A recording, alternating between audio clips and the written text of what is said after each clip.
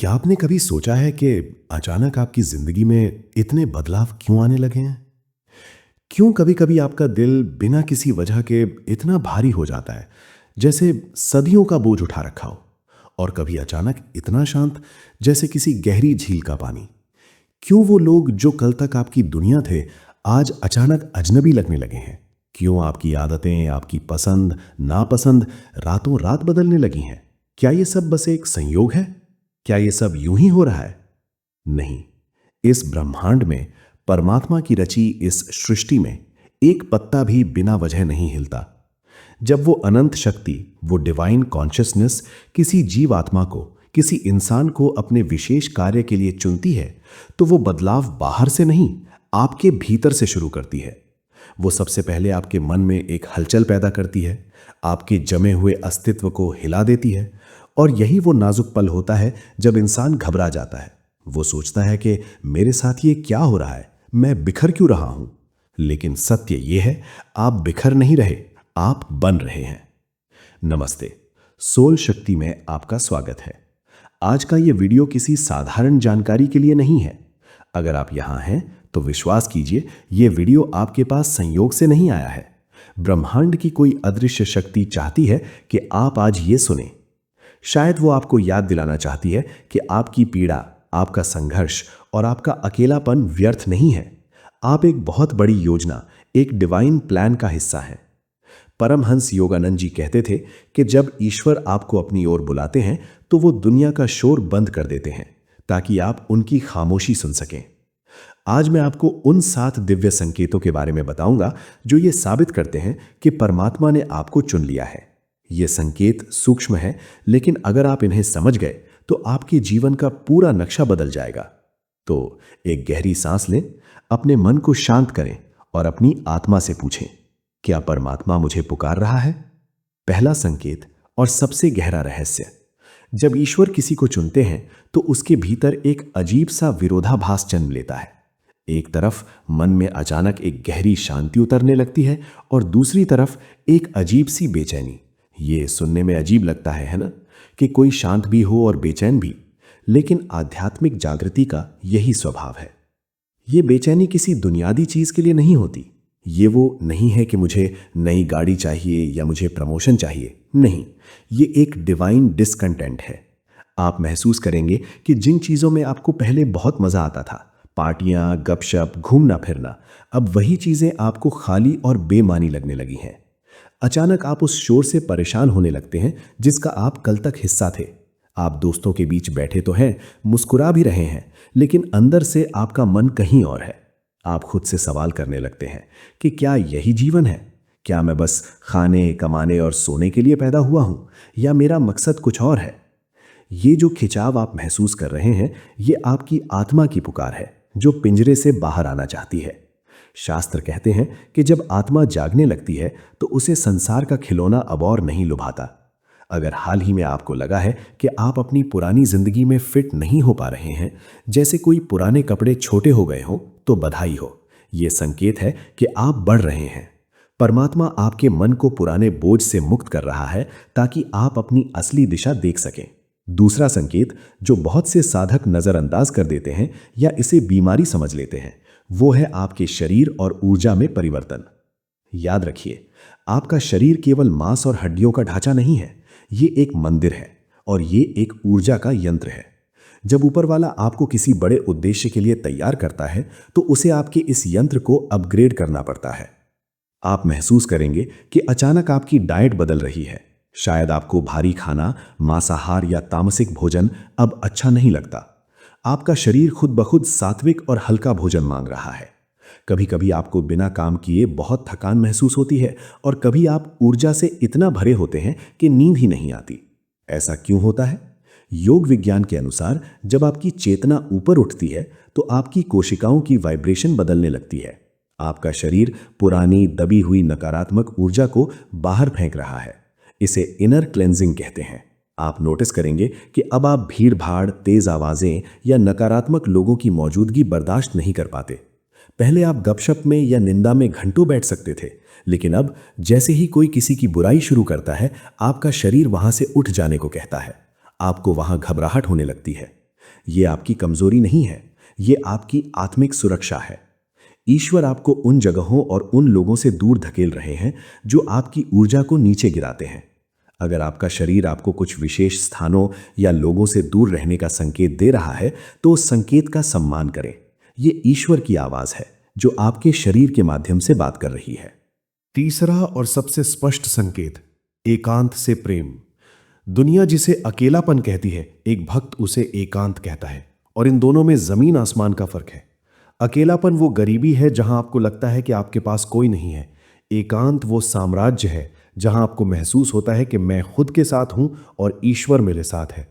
जब परमात्मा आपको चुनते हैं तो सबसे पहले वो आपको भीड़ से अलग करते हैं। आप देखेंगे कि धीरे धीरे आपकी फ्रेंड लिस्ट छोटी होती जा रही है। वो महफिलें जहां आप पहले हर हफ्ते जाते थे, अब आपको वहां जाने का मन नहीं करता। आपको अपना कमरा, अपनी छत का कोना या प्रकृति की गोद ज्यादा भाने लगती है। क्यों?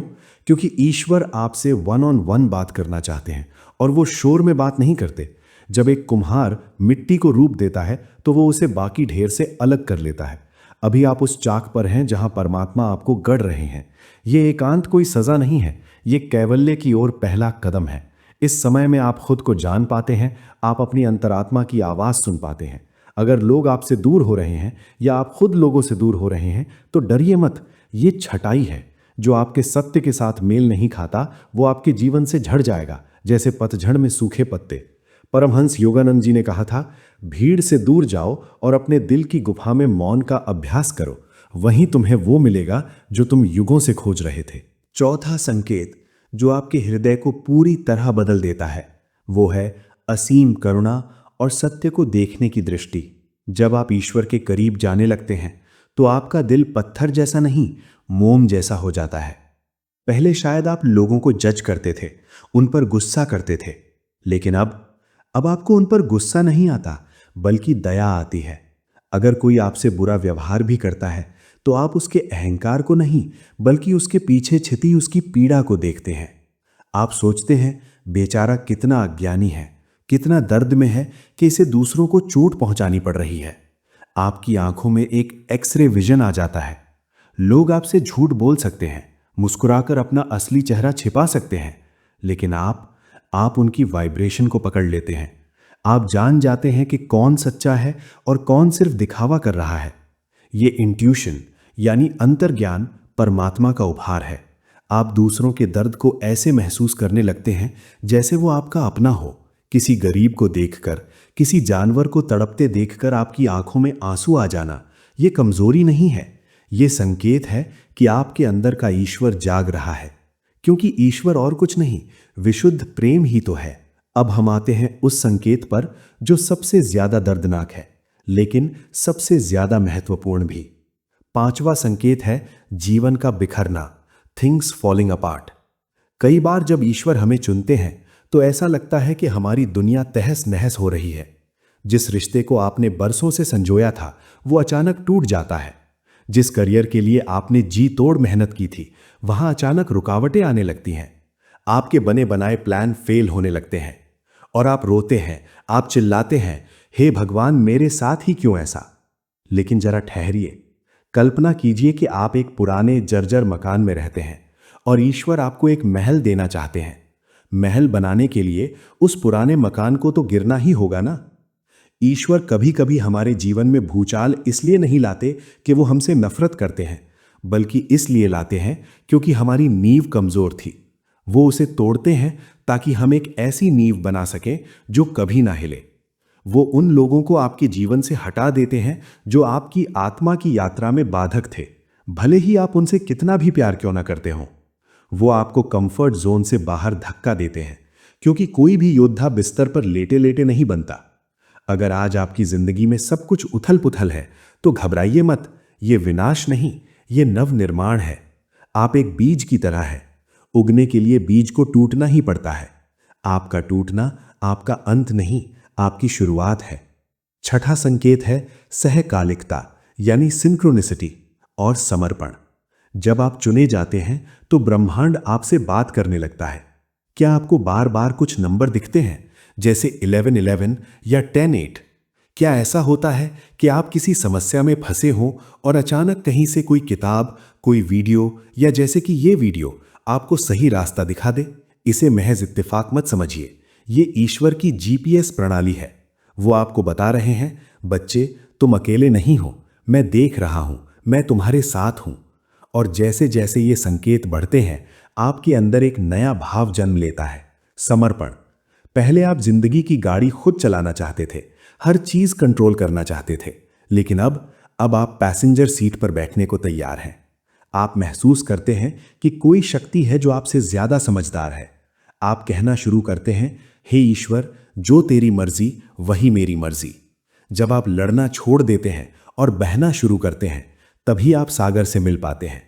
और अंतिम, सातवां संकेत, जो इस बात की मोहर लगा देता है कि आप इस दुनिया के नहीं हैं, वो है एक अजीब सी उदासी, एक घर लौटने की प्यास, a deep longing for home.